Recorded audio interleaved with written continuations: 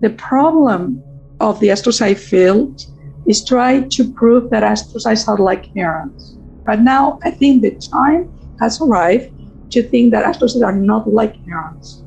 The conceptual breakthrough was the understanding that those calcium responses in astrocytes were equivalent to action potential in neurons, in the sense that astrocytes respond very precisely to neuronal information by way of calcium transit. The term glia has protected the glia field and has helped the glia researchers to get together to organize their own meetings and their own journals. That has worked for a while. I think that has helped us produce data, but now it's a highly damaging term.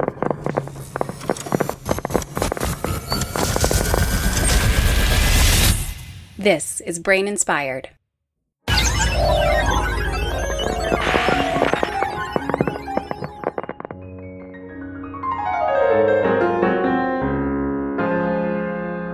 That was the voice of Elena Galea, a research professor running her lab at Universitat Autònoma de Barcelona.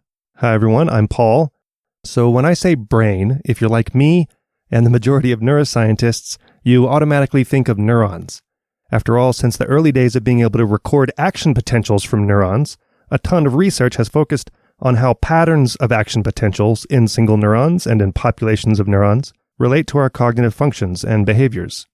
And of course, the deep learning models in modern AI are based on the idea that we can build intelligence by performing distributed computations among neuron-like units. But neurons aren't the only game in town in the brain. For example, there are many different types of glial cells, which is basically the name given to the plethora of cells that are not neurons in the brain.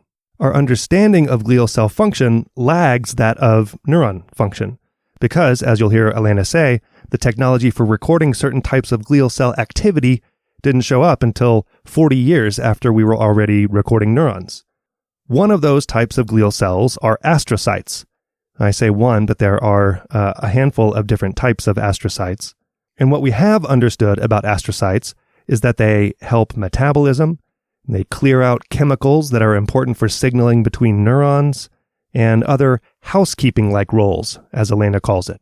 And while that remains true, a lot of researchers are starting to ask whether astrocytes might also play a role in the computations underlying our cognition.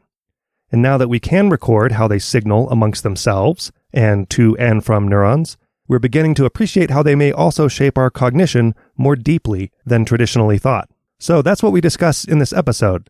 Elena elaborates on the old story about astrocytes, the new emerging story, Elena's current favorite hypothesis that astrocytes play a key role in feedback control, sort of along the lines that Henry Yin talked about as an important brain principle in episode 119.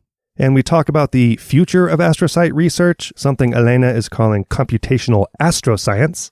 We talk about astrocytes' emerging appreciation in disease states like Alzheimer's, and how we should stop trying to make astrocytes seem more like neurons and let them just be themselves. One last thing here before we start. After we recorded, Elena reflected a little bit and sent me this audio clip about how she thinks, if you're interested in astrocytes and their role in cognition, how you might go about studying them. If someone wants to enter the astrocyte field to study the role of astrocytes and cognition, I would recommend this person to avoid the glia field, to avoid glia journals, glia meetings, even glia colleagues, and join a computational neuroscience group where he or she can grow as a computational astroscientist. Show notes are at braininspired.co/podcast/135. Thank you for listening. Enjoy. So Elena, welcome. Thanks for finally coming on. We've had to go back and forth a little bit to get you on the podcast, but I'm glad you're here now. Yes, well, thank you very much for having me and the possibility to share my science with people. So neuroscience, the study of the brain. Neuro means neuron, right? Because that's really the only important thing in brains, isn't it? Yes.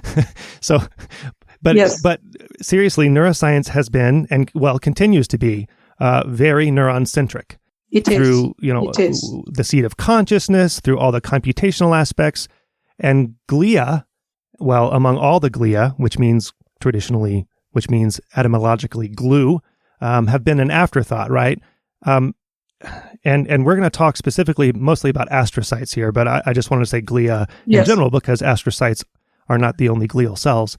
So can you describe what the traditional old story is about astrocytes, and you can throw in other glia if you want, and their functions within the brain? Right. The traditional view of the astrocytes, beyond being glue, which I think even people start the articles with the notion that they used to be called glue and they're not glue any longer, clear cells in general. But the traditional view, and still true of astrocytes, is that they perform housekeeping in the brain, unlike neurons, which are the cells that encode basically, and they are responsible for higher brain functions. Now, astrocytes carry basic functions such as chlorine molecules released by neurons upon activation, such as potassium and glutamate. Astrocytes participate in the removal during sleep. This is a very important function that was discovered 5 years ago. Astrocytes also control the flux of waste molecules out of the brain. And astrocytes are well adapted morphologically to the function of molecule removal because they are like sponges that surround neurons and all their neurites. And I want to emphasize architecture. I will mention architecture during this conversation because the name of astrocytes, that means stars, it came from immunostaining of astrocytes with GFAP. This is a cytoskeleton protein, and it's like the human cytoskeleton for cells. And you only see like 10, 20% of the cell, and it has a star shape with a little body and then some processes. But the astrocytes are not like that. That's only the skeleton. Astrocytes are bushy, are round, are very big, and their distal processes are highly divided to adapt to all the neuronal elements, spines, axons, and bodies. So this is architecture. And the functions, the traditional view in the last, say, 50 years is housekeeping. And this is true. So they perform housekeeping. And housekeeping is not a minor function. We have to say, if they only did housekeeping, that's okay. Now, the question is whether they do something else related to computation. And that's the new story. So if, in addition to performing basic functions, the astrocytes are part of neural circuits, and whether in neural circuits, they shape the processing of information among neurons beyond eliminating potassium and glutamate. That's the question. We say in our jargon whether astrocytes are building blocks of neural circuits. That's the new story about astrocytes. Well, the building blocks of neural circuitry sounds like architecture, but it is architecture, yes. Okay, well, we'll get into some of their computational roles also later because they're also being appreciated more and more as being part of the computations underlying our cognition, right? No, not for now. It's still a hypothesis. So no, we don't. This is what we're really working on. So I can give a little bit of a historical background as to how we came to think that astrocytes could be modulating and regulating cognition in addition to performing homeostatic functions. So probably, and the listeners know that any discovery is based upon new technologies and new conceptual developments. And the conceptual breakthrough in the 19th was calcium imaging, which is the capacity to track calcium activity in astrocytes with a microscope using fluorescent probes. That was in 1991. I started to do my postdoc in New York at the time. So I lived through that very exciting times.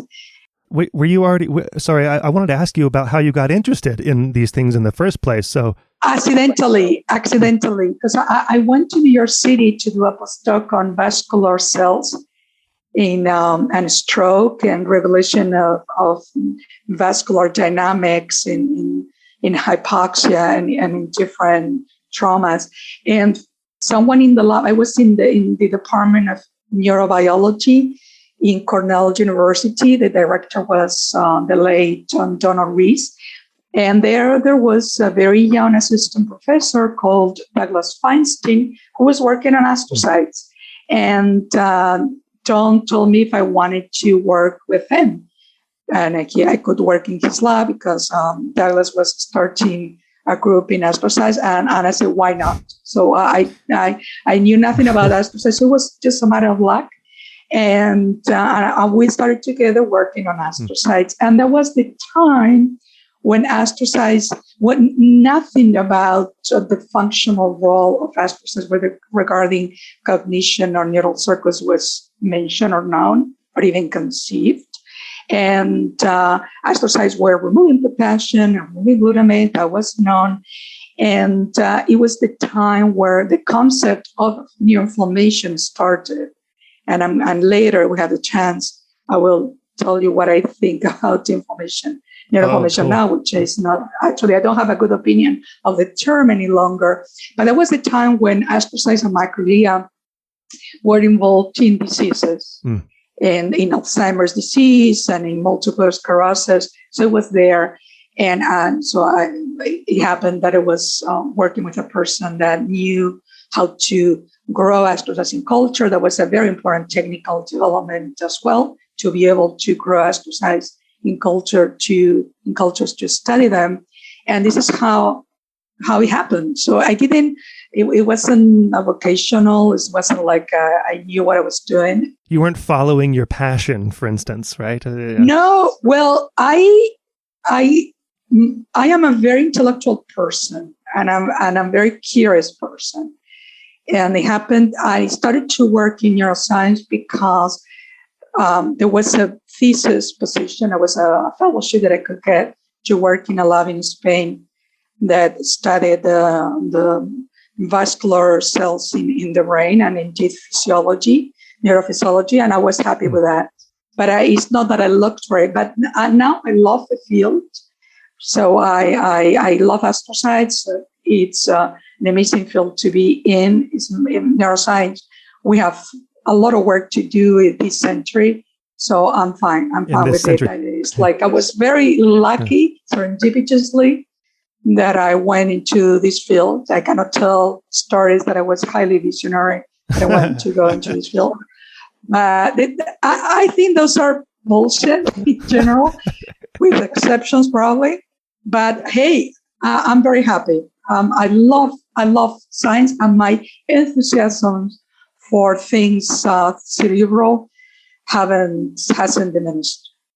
Is it fair to say that, because you mentioned like Alzheimer's, and I know you still work on the role of astrocytes in Alzheimer's, was that also, was disease an interest also?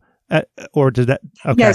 Yes. Oh, yes, I was, because I studied biology, but always I doubted when I finished high school. I didn't know if I would become a medical doctor or a physician or study biology, because I got the scores, the marks to get both in medical school and in the graduate school for biology.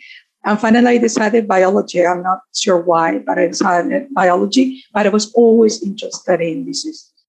So eventually, coming back to diseases through astrocytes. And it's a good position to be, because we need to know the basic function of a cell in order to understand what happens when they get sick, and vice versa. Sometimes when cells get sick or when the brain is altering diseases, we learn a lot of how it works in healthy situations. So I think I'm happy in combining both computational astroscience and really clinical research. And I combine both fields very well, and I think I should do it. Okay, so you were saying about the advent of some calcium imaging. Yeah, so in the 90s, we have calcium imaging, and then the conceptual breakthrough was the understanding that those calcium responses in astrocytes were equivalent to action potential in neurons, in the sense that astrocytes respond very precisely to neuronal information by way of calcium transients.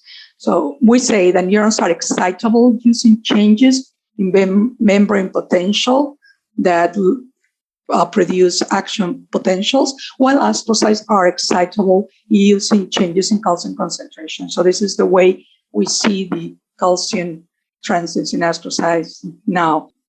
It's very important to understand the historical development of a given notion to understand why research in a given cell type like astrocytes may be delayed over time.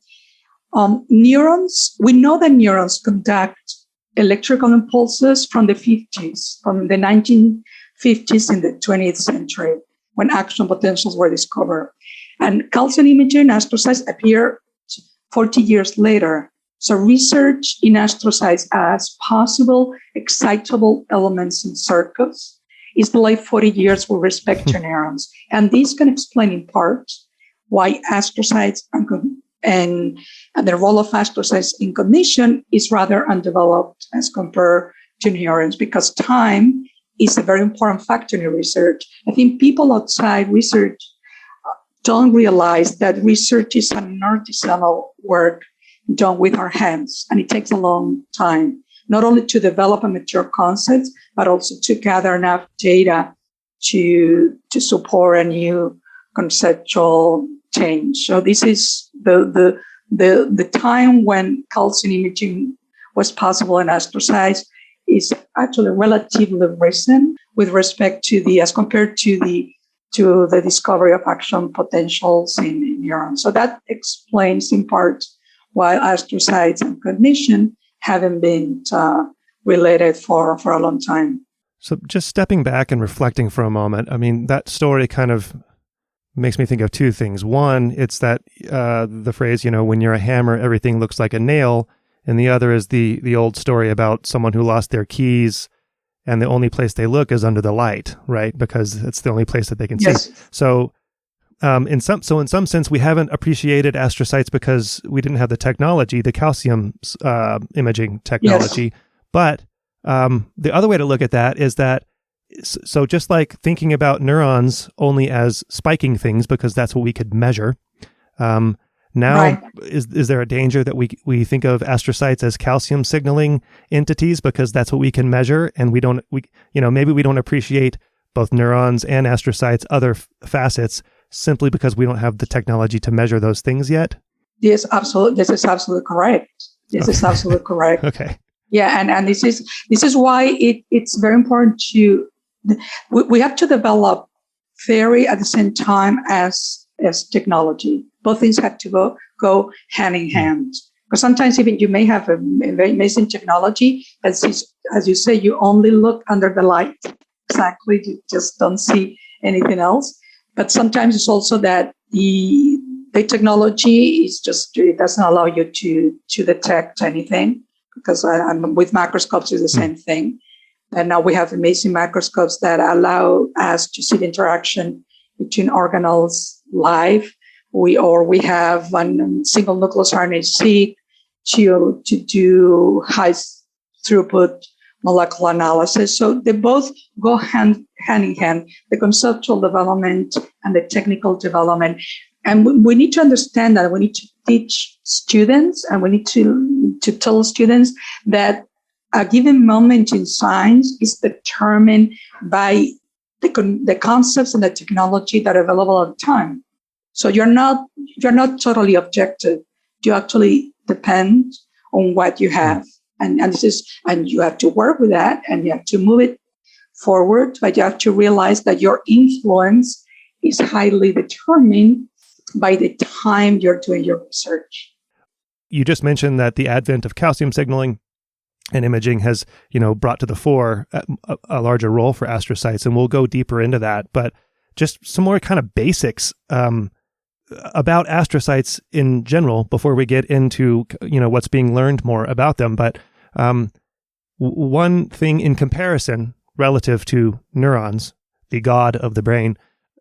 So there are lots and lots of different types of neurons, and a lot of this is being learned through the high throughput molecular techniques like you talked about.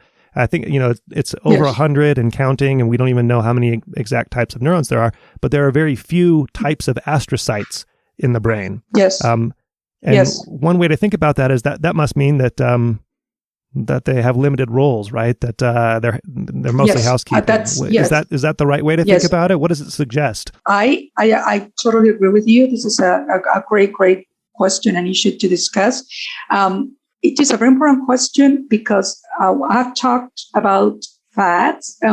One of the current fads in astrocytes or in brain research is the data obtained with single nucleus and single cell RNA-seq. And that has brought up the notion of astrocyte heterogeneity. And this is now a very fashionable topic, to the point that some authors contend that astrocytes are so heterogeneous that there are no typical astrocytes. And this is wrong. Single nucleus RNA-seq is a great advance. I agree with it, because it improves the cellular resolution of molecular data, but we need to put the concept of astrocyte heterogeneity in perspective, as you just did, comparing heterogeneity in neurons with heterogeneity in astrocytes. And in short, there are thousands of different types of neurons, molecularly distinct and functionally distinct neurons, and there are less than 10 molecularly distinct astrocytes. And moreover, we still don't know if those types that have been discovered recently are fate types that come from different progenitors, or if there are transient types that result from adaptation to local circuits. I support the second possibility, because I think the astrocytes are very plastic and they sort of adopt the flavor of the circuits they serve. But yes, I agree with you. There are fewer astrocyte types than neurons, and this means that neurons are specialized to perform specific functions, while astrocytes perform general functions, be them homeostatic or computational, but fewer and general functions. That's my idea, but I think people don't agree with me in that. So let's see if time will prove that who is right, and astrocytes are highly heterogeneous and do 2,000 things, or they just do a couple of things. Well, like you said, there's a lot of work to do. You said you kind of supporting the latter view. You see astrocytes taking the flavor sort of developmentally and plastically, taking the flavor of the circuits that they're involved in. But the other people, I don't know if you've read, I think it's Andrew Kube's book, The Root of Thought. There are people who are very who advocate the primacy of astrocytes, that instead of taking the flavor of the circuit, they're dictating the flavor of the circuit. Oh, yes.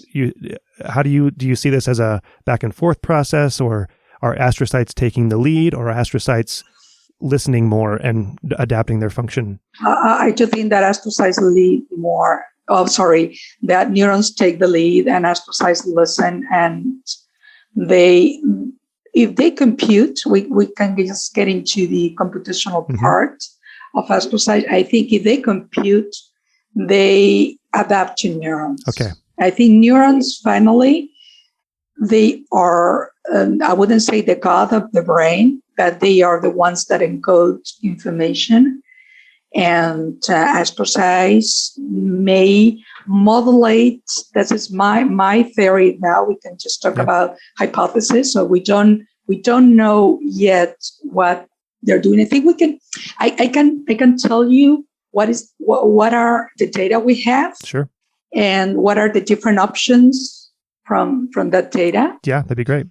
So we spoke already about the architecture, and this is very important. So astrocytes are not like neurons. They are huge, and each given astrocyte includes in in their body includes like 10 neurons, millions of synapses, and thousands of dendrites. So they are sort of like a unit. This is very important to understand that. And we still don't know what does it mean. If this reflects that astrocytes are able to integrate the information from all those neurons, or it's just that kind of design has some type of advantage, and we don't know. Another feature of astrocytes is that they're territorial. Neurons are highly promiscuous. They sort of mix their axons with some direction and spines, while astrocytes, the distal process of one astrocyte just doesn't get into the territory of the distal process of another astrocyte, and we still don't know what it means either. And when it comes to functions, as I said, there is no evidence yet that astrocytes encode any cognitive variable. So if the person just mentioned said astrocytes lead the process of information transfer, I don't think that this has been proven. What we have learned in the last 20 years, particularly because researchers have been using tools with increased spatial and temporal resolution and have undertaken studies in complex behaviors. This is very important. So we know, I would say, three things, just to summarize the field in three key points. First, that astrocytes modulate the activity circuits. That's well demonstrated in different areas. That's almost like saying they're another housekeeping role for them, right?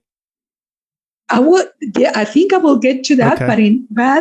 but computational. Right, computational housekeeping as opposed to metabolic housekeeping. Yeah. That's exactly. This is it. Poor astrocytes. This is a great. Thank you for the. I'm writing that down. I don't know, but it sounds like. But computational housekeeping. I like it. Thank you very much. Well, I will use it. But then because when you were talking about the housekeeping traditional story, I kept thinking of, well, that's like the traditional role of women in the United States, right, in Western culture. And now we've come to appreciate or give more respect to women and their computational role, right? Or that's a terrible analogy. But now you're saying they're housekeepers again. Well, I don't think there is. I think housekeeping is very important as well. Yeah. So, and the point with housekeeping is that it should be regarded as an important function in general, meaning that it should be economically interesting, and men should be encouraged to do housekeeping. Okay, well, that's my vision of housekeeping. I think it's an important work, like taking care of kids and taking care of all people. So I think the point is just to give importance to housekeeping, and in the brain, the same thing. Just let's give importance to housekeeping by any type of cell. I agree. So they're modulatory in all types of circuits in all regions of the brain. That's well demonstrated. And if someone wants to know the literature, just contact me, because I can forward them to really beautiful studies. The second point that has been discovered in the last decade is that the calcium responses in astrocytes exquisitely mirror the neuronal activity. To the point that it is predictive. And this means that one can tell the behavior of a mouse in general, an animal, a rat or a mouse, very precisely just by looking at calcium transients in astrocytes and using decoders. This is another advance that we have been using, tools that have been developed for neurons. Now we're using them for astrocytes. And using decoders with calcium activity, we can now predict what kind of decision an animal has taken, or whether the animal is thirsty, or whether the animal has moved a position. How do those predictions compare to predictions based on spiking, right? Decoded predictions? Equivalent. Okay. They're equivalent, yes. So this is very, very important. Now with optogenetics and chemogenetics, which is the latest development in neuroscience, when we manipulate astrocytes, we change behavior. That's proven too. which further supports that astrocytes are part of circuits. And we can talk about the problem of optogenetics and chemogenetics that are not very physiological. And in fact, we really don't know how they work. And we have to be very careful to use these tools to draw important conclusions. But this is a fact. So we manipulate the astrocytes and we change behavior now. So the point is now to ask the question, what does it mean?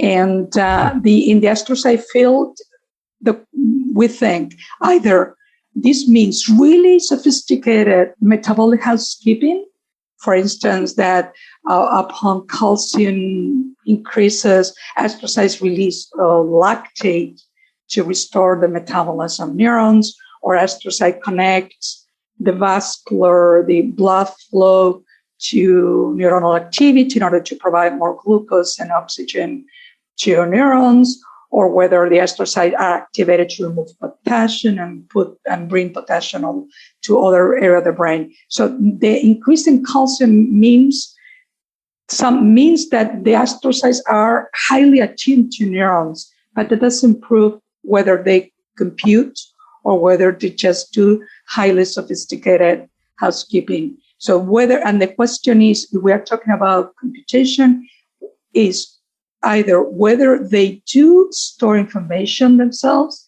do they instruct neurons, do they transmit information to neurons? That's one possibility.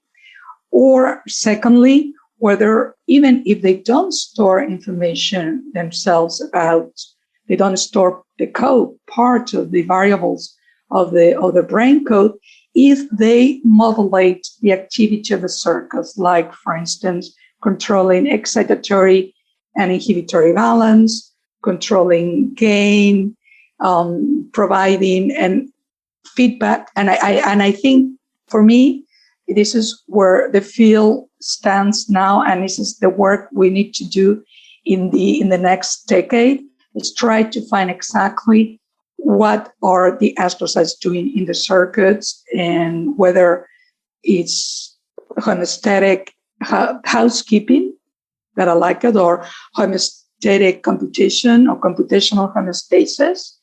This is basic, which is myself the hypothesis I favor, because as we mentioned, astrocytes are sort of basic, they're not specialized.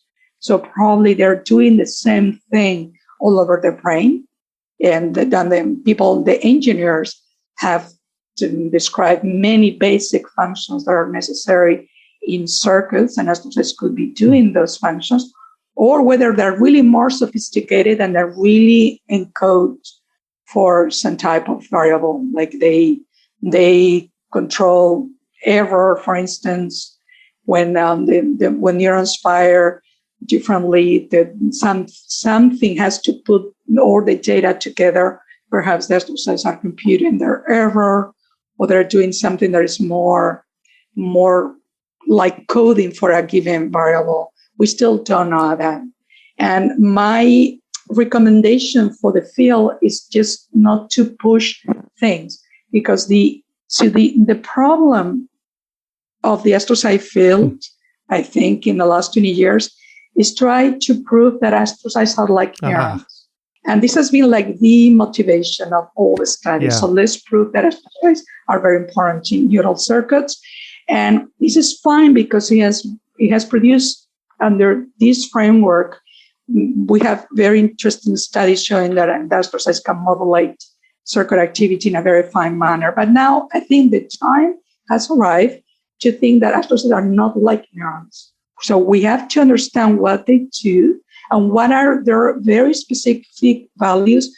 The astrocytes, as compared to neurons, that are slow. So calcium signaling in the time, the time range is seconds or hundreds of milliseconds a second, while neurons, the action potentials, work in milliseconds. Sometimes ultra fast action potentials are less than 1 millisecond.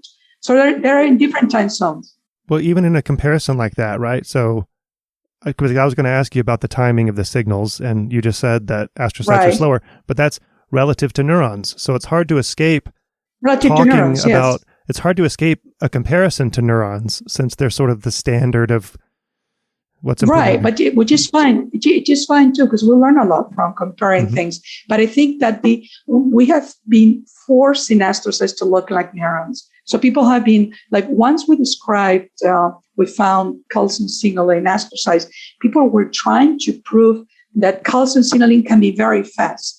And they were developing increasingly more sensitive tools, imaging tools to detect signaling in milliseconds or in 50 milliseconds. I think this is wrong. This is wrong because we have to think what kind of activities are important in the brain in the second scale. And there are very many. So the brain works in many different time scales, not only milliseconds. So we really have to refine our thinking with a forced astrocytes into being something that they are not. And the time that of their responses is highly very important. And my impression now, my current hypothesis, is that what the astrocytes do, so their computational homeostasis, is to control feedback. So and I have one article that I recommend you and the listeners to read by Hannah Il-Samad. She's in the Department of Biochemistry and Biophysics at UCSF, and it is published in Cell in last year in 2021, and it's called Biological Feedback Control Respect the Loops. And she contains that organisms are an evolutionary masterpiece of multi-scale feedback control. And I think we should think about the brain also as an evolutionary masterpiece of multi-scale feedback control. And my idea is that astrocytes participate in feedback loops at a micro and meso scale, working in the second range. And this is the way they may be central to computational housekeeping. So it's not that they encode variables, it's that they control, they participate in feedback control.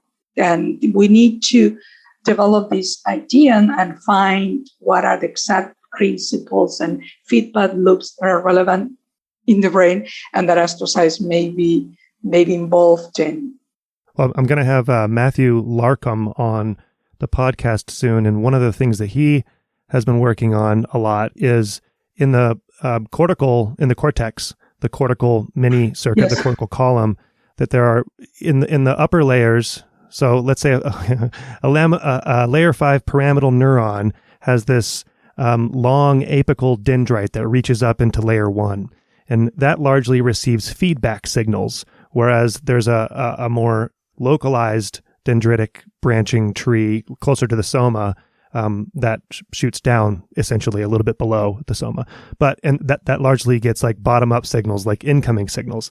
So you're describing that role for astrocytes made me think of this, because one of the things that he's shown is that the apical dendrites, when those signals that they're getting, the feedback, are electrically decoupled from the cell body. So they have like a very different role. So it'd be interesting if astrocytes had a role in mediating that feedback. But that's a little bit adjacent to the kind of feedback control that you're talking about, I suppose. Yes. So it's in a given circuit. They may be maintaining we don't know. This is a very important thing to just isolate and identify what are the relevant circuits, whether it is in one given astrocyte and the same astrocyte is like a mini circuit that includes several neurons, perhaps in cortex that has been described. And actually cortex, astrocytes are different in different layers. So perhaps they engage in different feedback control with different neurons. But I think it's very important to isolate the relevant circuit and try to analyze astrocytes as elements that provide feedback. They don't process information themselves, although this has to be proven or disproven, but that they provide feedback, and that feedback control allows for a finer performance of the whole circuit. That's the way I see it now. Well, even homeostatic mechanisms are that even if that's a homeostatic role, homeostasis. It is homeostatic, but it is homeostatic, and there's nothing wrong with it. Nothing wrong with that. Right. Nothing wrong with it. And we should really be very humble. Astrocytes don't need to be like neurons. So if they don't do it, that's fine too. And if the role is to do feedback control in the brain, that's their homeostatic role in computation, that's fine too. And that's very, very important to find that as well. Before we move on, I keep having this question float through my head. I want to ask you about your general outlook or overview on the computational approach to thinking about cognition that dominates neuroscience these days, that we need to think about neural activity all in terms of the computations being performed, whether that's in a population of neurons or in small circuits or at the single neuron level. And things like a feedback control mechanism, like a homeostatic, I just said mechanism, role, a feedback role for astrocytes, even that we kind of think of in terms of how it relates to the computational function of neurons, which is the quote unquote important thing, right? And I know what you're saying is that it's all important, but do you have a perspective on how you think about our cognition? Is it all computational? Is it multi-scale, multi-level, that we need to somehow rejigger our thinking about how to think about cognition? I think it's the big question for this century, how exactly the brain computes, whether the brain is digital or is more analogic. And certainly it's multi-level, so that we know, and multi-scaled. But the question is to identify what is the relevant levels. Because I think we are generating a lot of data. And that happens in general in all the biology fields, not only in neuroscience, with all these new machines that we have and microscopes and molecular analysis. We are generating a lot of data, and I'm not sure we're really developing knowledge very much. We sort of have new toys, and I'm not sure if we are using them correctly to generate new knowledge. It's giving jobs to many people and it's paying paychecks.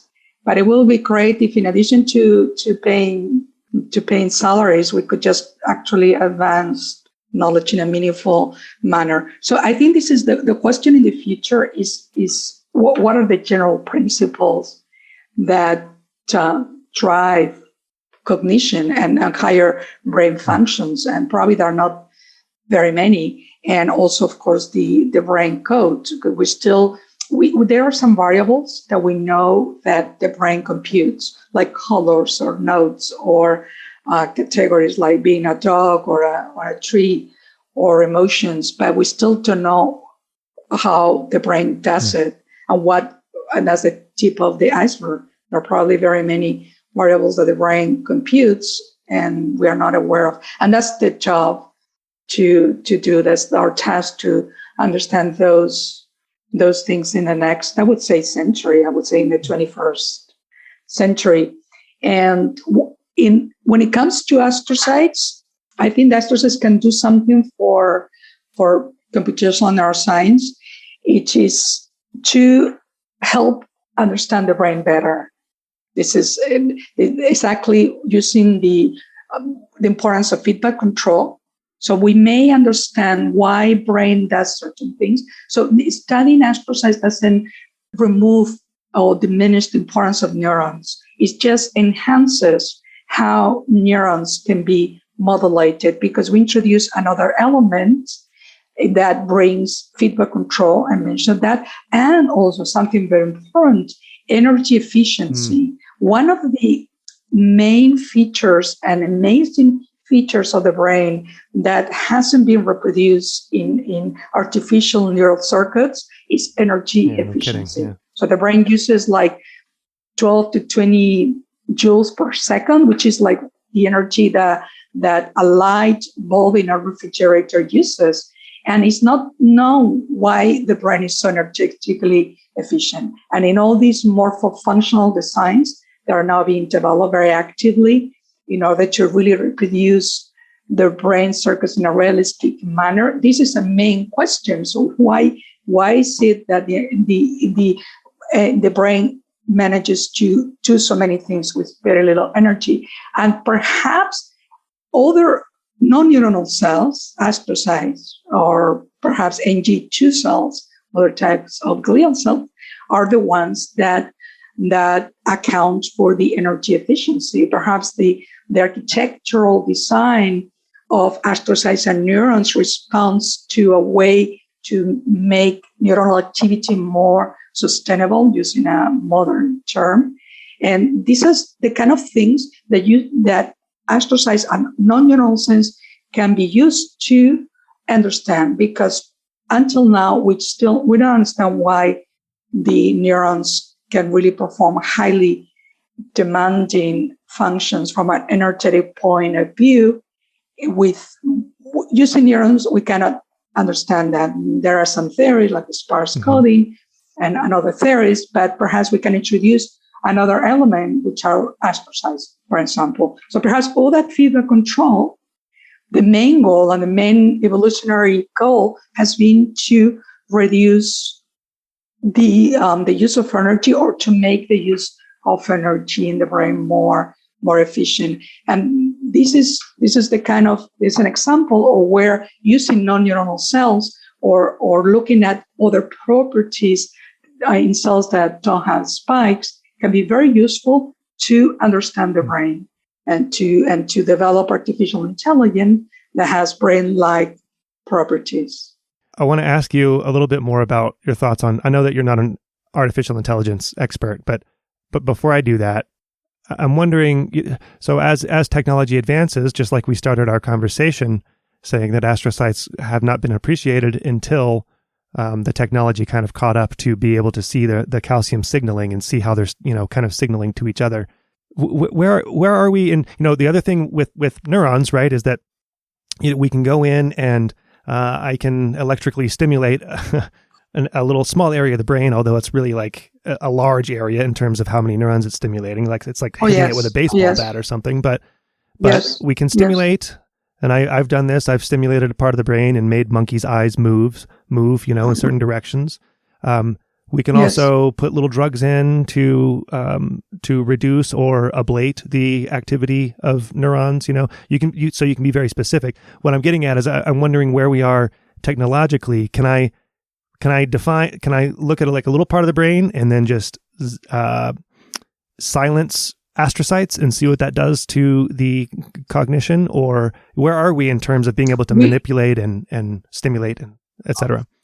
In terms of manipulating, is optogenetics and chemogenetics, and that so far are activating astrocytes. I'm not sure if there are, with optogenetics, you can also inhibit neuronal activity, but I don't think that there is an optogenetic tool that inhibits astrocytes. But you can inhibit astrocytes using transgenic tools. So you can remove the calcium receptors and just ablate all the calcium activity and responses. The problem with that is that it's not very refined. So this is, I think, the problem. The problem in the manipulation of astrocytes is that it's not very precise and it's not modulatory. So it's just all or nothing. Either stimulates a lot and probably they're releasing with chemogenetics and optogenetics a lot of glutamate that the astrocyte never releases so much, or it just blocks completely the calcium response of astrocytes. And that is not it's actually very good because we see that things happen, but it's not very, very elegant. I'm not sure with neurons we can do a little bit better, but with astrocytes we need to refine the temporal and the amount of signal that we induce or we manipulate. This is very, very important. Also, the regional activation, astrocytes are huge. So it's not the same to activate the whole astrocyte as to activate a distal process or a quarter of an astrocyte, because the probably different areas that are activating in different times and with different intensities have different functional repercussions. So that's a problem. We need to refine the manipulation of the astrocytes.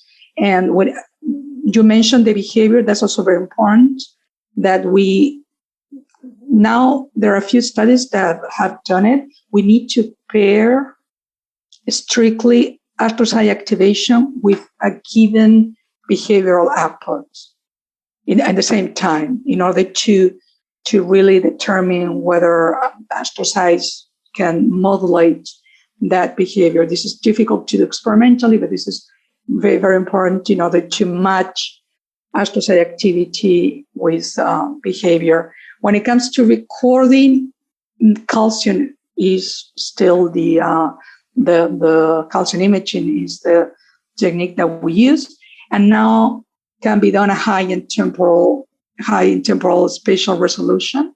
There are tools like Aqua tool developed by Kira post-cancer that allows to extract the signals from the astrocytes with a very, very relevant resolution, relevant to behavior. So we have tools, but probably we need to refine the circuits. So we need to understand what is the circuit whereupon astrocytes are really acting. Like the wiring diagram in terms of... wiring diagram, this is very important. And then we need to manipulate astrocytes better.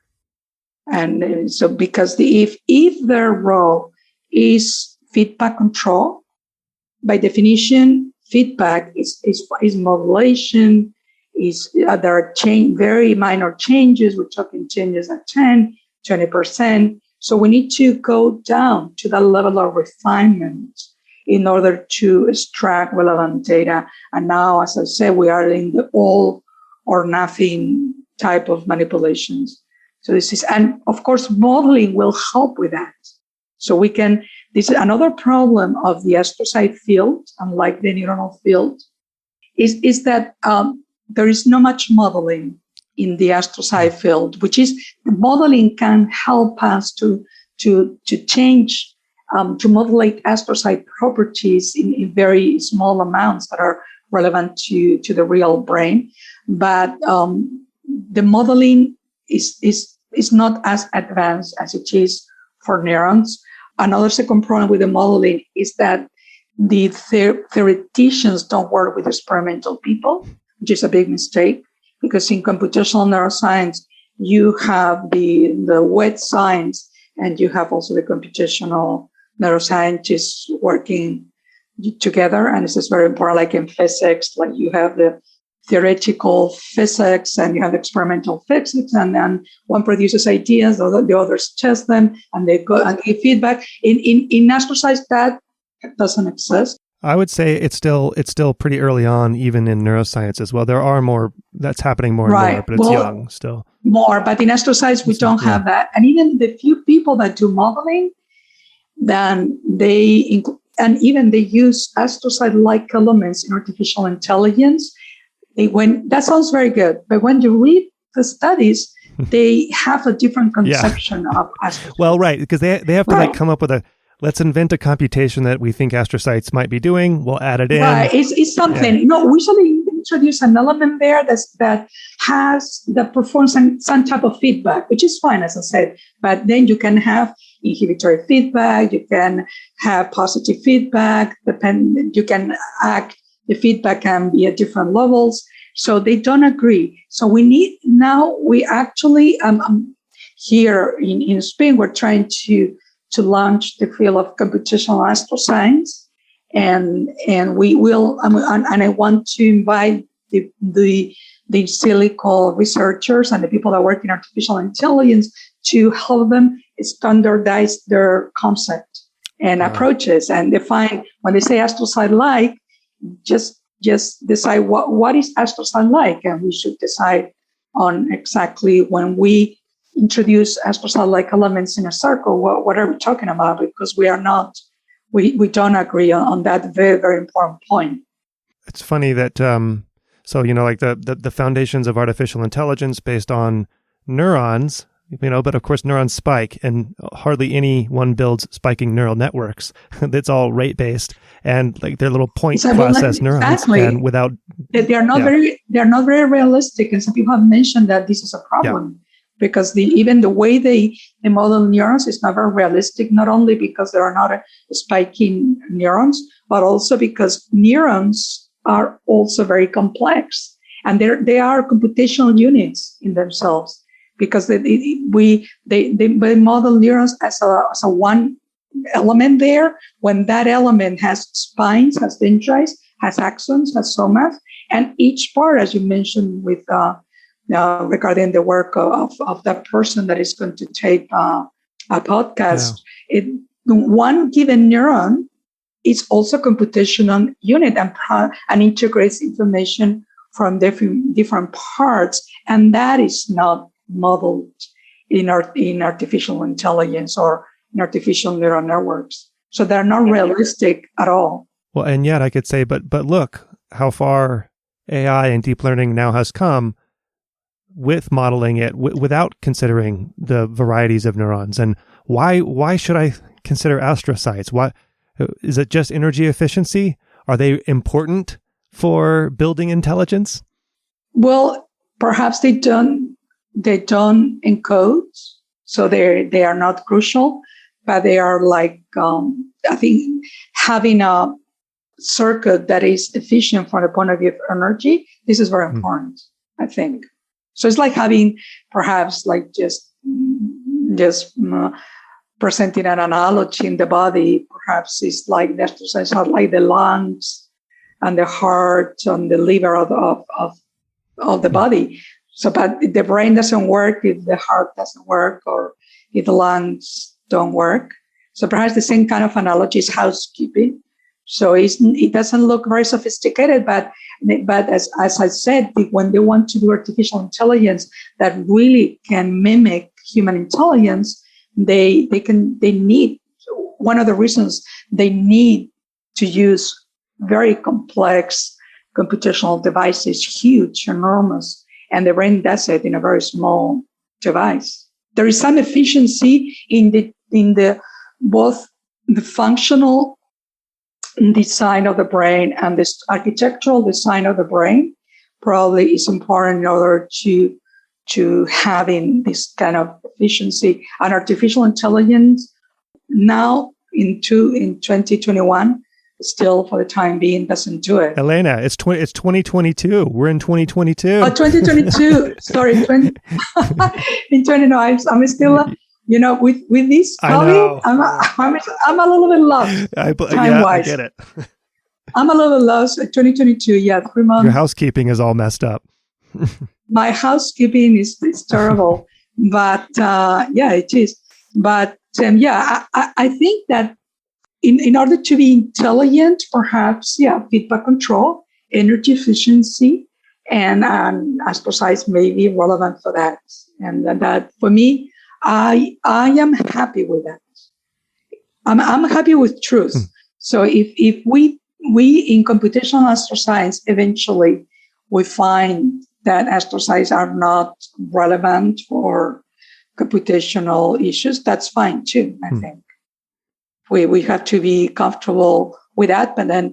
But perhaps in this century we'll find out that we discover properties and principles of brain activity in which astrocytes are an essential elements in regulating those circuits. So perhaps we will describe that.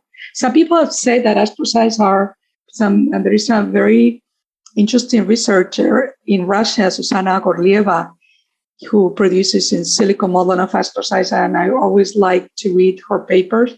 Well, she says that astrocytes are the ones that make the brain analogic.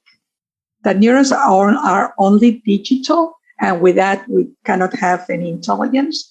And astrocytes, because perhaps they are imperfect in providing feedback to neurons, make neuronal circuits to behave in an analogic manner. I think it's an interesting idea. Interesting. So, Just as an aside, what do you think of the hype of artificial intelligence these days? Is it overhyped? Are you impressed by it? Do you find it lacking? Or do you have any thoughts on it? I mean, I'm impressed because actually as a tool to process information, not just in the brain, we do omics, a lot of omics in the lab. Yeah. And in addition to do ontology and all this mining of data using platforms and other statistical tools that we use, we have used artificial intelligence to fill the gaps and to draw predictions, and it works. So I'm impressed. I'm impressed by the capacity of artificial intelligence to improve knowledge, and it's a little bit scary because we actually don't know how it does it, because you know the input and you know the output, but you actually don't know what happens there. But it's a fact, and it's happening already, and it will be in 500 years. It will be probably the way the humans will live with artificial intelligence. If the human species still around, then I have a colleague who works in artificial intelligence that he thinks that he's very optimistic about artificial intelligence. Sounds like it. I know what's coming. Go ahead, say it. And he says that in the vision of humanity, that artificial intelligence is going to be much better than human intelligence. And that the humans using artificial intelligence, they're going to live in a better society. He thinks that. And that he predicts that, let's say, 500 years from now, 1,000 years from now, the vision of the 20th century and the 21st century will be of the man that produced the artificial intelligence. The man. So now, in the same way that we see all the 15th century was Renaissance, 20th century was of all the developments in physics and quantum mechanics. Right. Then we will see the 21st century was artificial intelligence. And his prediction is that it's going to be much better, and that artificial intelligence is going to work much better than the brain intelligence. But the physics, let's say like the golden era of physics, right? In the 20th century, that happened pretty quickly, but this is 500 years is a lot slower. Is it just a harder problem, or why would it? Oh, well, 500 years is just a number. Sure. I don't know, because actually, it could be 200 years or 100 years, because actually what people tell me, people that work in artificial intelligence tell me, is that there are important developments like every week in artificial intelligence. Yeah, well, okay, quote unquote, important. I'm not sure. You have to judge what's important. Well, relevant. Yeah. So that they feel is very fast. Yeah. It's moving. It's going very fast to the point that they don't even bother to publish things. They have this big tree where they connect the dots and they show the data from different labs, and in that and people say that it's really moving on very, very fast in all realms. Of course, for technology and for Google, Facebook, and for the clinical research is moving very, very fast. So it's out there. It's out there. I think we cannot stop it. At most, we can control it and demand that it should be transparent.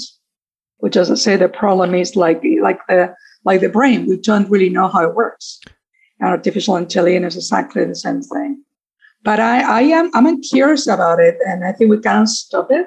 And in my lab, we have used it to complement our manual analysis, and I have to say that very successfully. Yeah.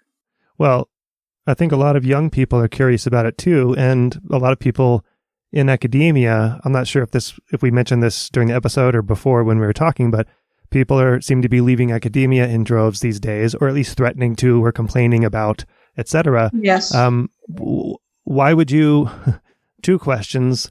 Why would you stay in neuroscience? Why would you stay in academia? Or why would you go into neuroscience as opposed to going to work for Google or some company that we can't stop because they're producing so much data and it's so important.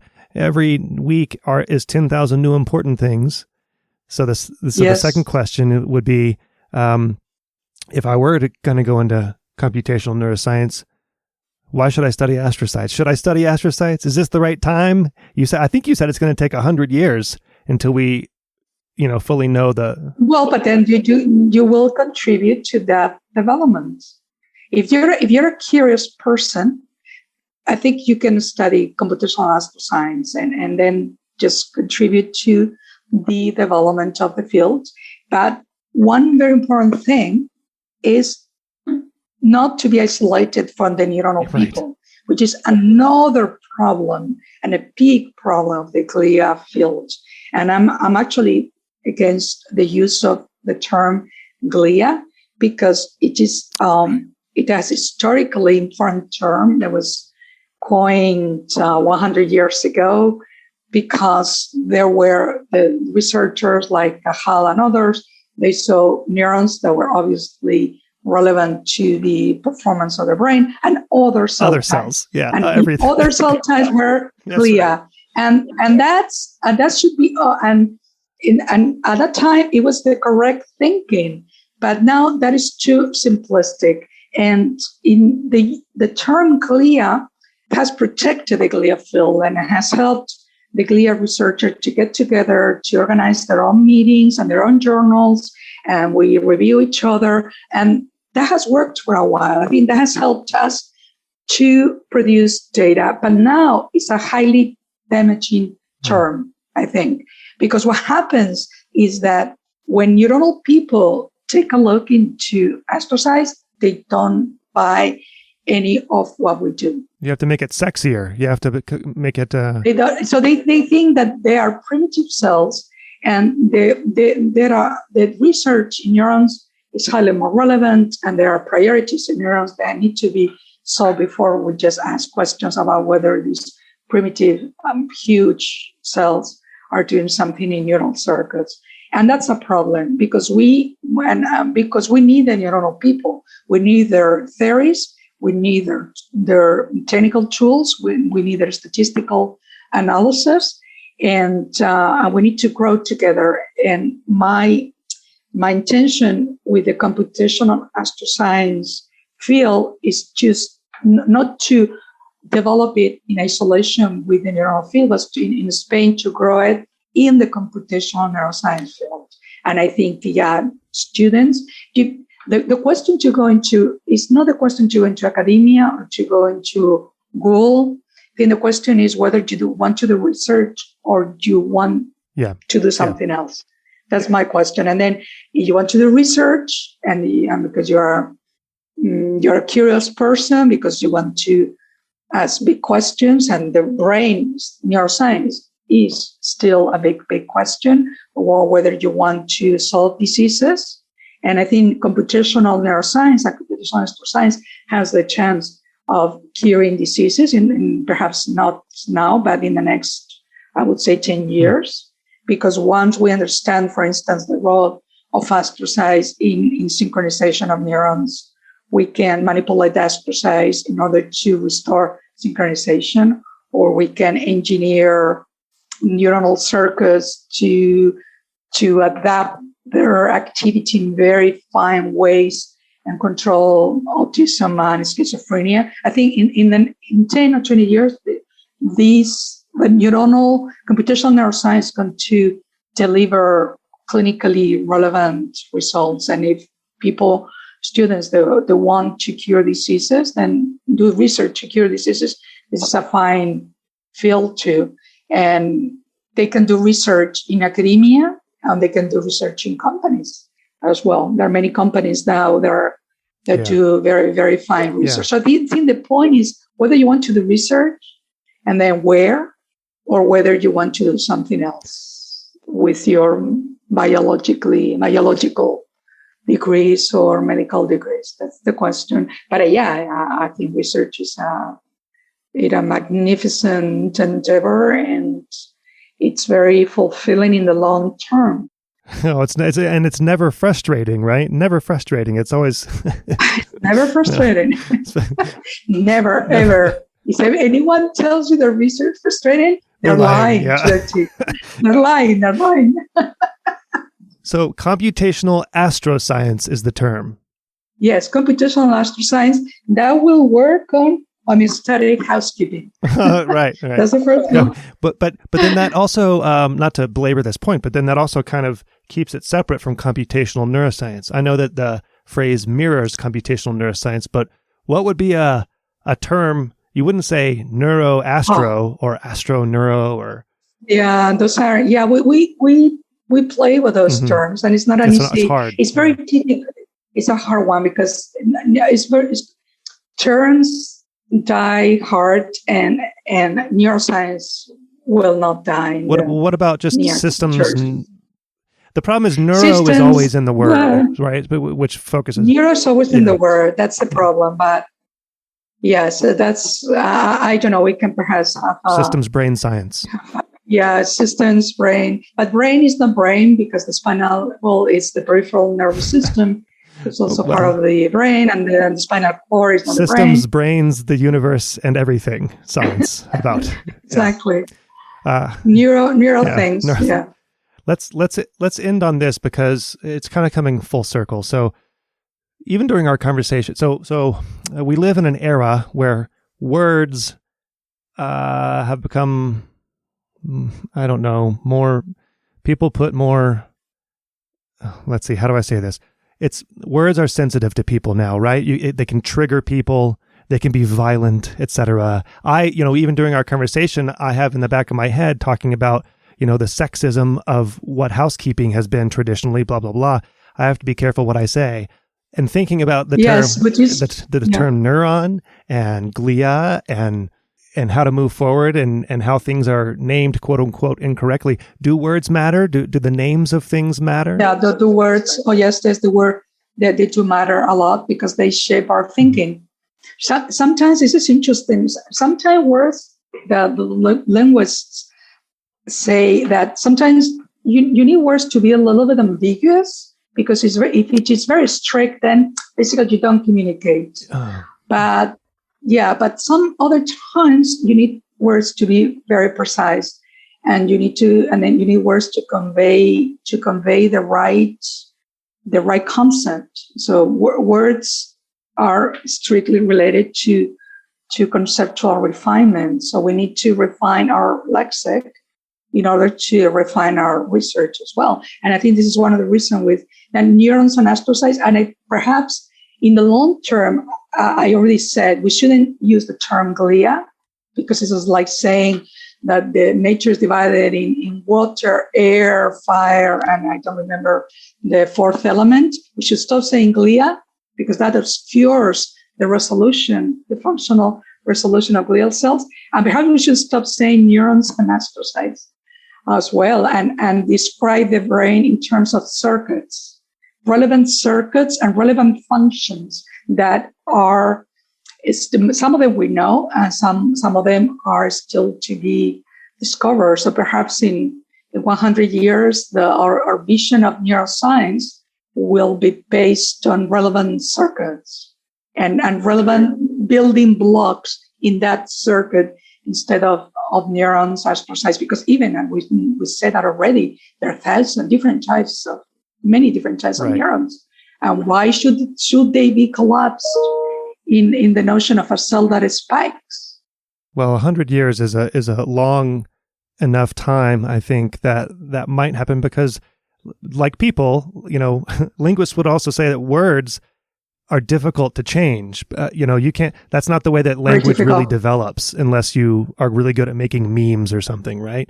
And so it's hard to force a change, and somehow it has to happen gradually over time and in a somewhat natural manner. But so I don't imagine that you think that you could force the change. Well, it's very difficult. Usually the change comes because the people that use those words retire. Okay. Yeah. and this is like that. So and new people come in and they have different ways of describing things. But we should really encourage people to use better words and to describe systems in a more refined manner. Absolutely. And particularly, as you say, is like trying to take it personally, because the problem now that words are loaded, emotionally loaded, and particularly in the United States. In Europe, it's not like that yet. Oh, you think it's coming? It's coming. We're watching. Stop watching us. Stop doing anything that we're doing. We're watching, but I think it started crazy because, words are just words. So we cannot just be so, continuously offended by certain words. I don't care. I just, in the case of science, I think that we can describe things better. And in personal terms, I'm not offended at all by many words, and I don't care. But I think we really have to be a little, I don't know, this is the way that the world is going. Sometimes it's a little bit excessive in this sort of overreaction to names and words and getting offended by basically anything. That's just another reflection. Yeah, maybe the world is going through a rough patch, but I've enjoyed, I think that our little time here has been like an oasis within that rough patch. So Well, you can use any word with me. I don't care. Oh, you better watch out. I'll now don't get me going. So okay. Elena, this has been fun. Thank you for the time, and thank you very much. Continued success. Thank you, Paul, for your time and your questions. It's been very, very pleasant to talk to you.